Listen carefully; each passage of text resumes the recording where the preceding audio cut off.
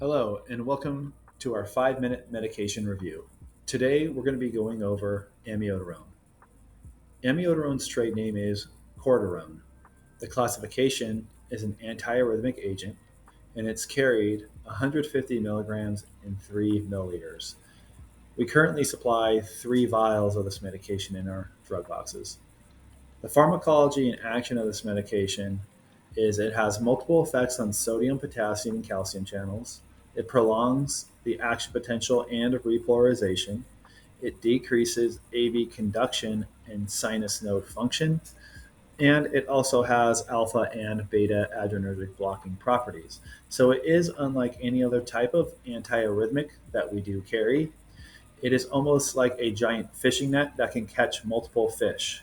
So this antiarrhythmic can actually terminate several different tachyarrhythmias that start in the atria and also that start in the ventricles. So it is kind of like a catch-all medication that will terminate lots of different tachyarrhythmias. And the way that it does this is it blocks multiple channels, and it truly does it by really slowing down and prolonging um, the repolarization, and meaning it prolongs the time it takes for your cells to get back to its resting state. And also, it slows down the conduction velocity. So basically, if you imagine your conduction velocity are cars moving down a highway through your heart, if that's like the electrical impulses that are moving through your heart, it basically will slow all of those down. It slows them all down from the top of the heart all the way down to the bottom. And so the indications for this medication is that um, it can terminate ventricular fibrillation. It can also, it's indicated with pulseless ventricular tachycardia, regular wide complex tachycardia with a pulse, and then irregular wide complex tachycardias. So the absolute contraindications of amiodarone are second or third degree AV blocks, because we don't want to give this to any patient that has a low heart rate, and then also if the patient has an amiodarone allergy. And some side effects of this medication is it may cause hypotension and bradycardia. The administration of this medication is IV or IO. Its onset is 1 to 2 minutes. Its peak effect is within 10 minutes, and its duration is variable. And if you want to think about this, is amiodarone, one of the kind of drawbacks of this is its half life.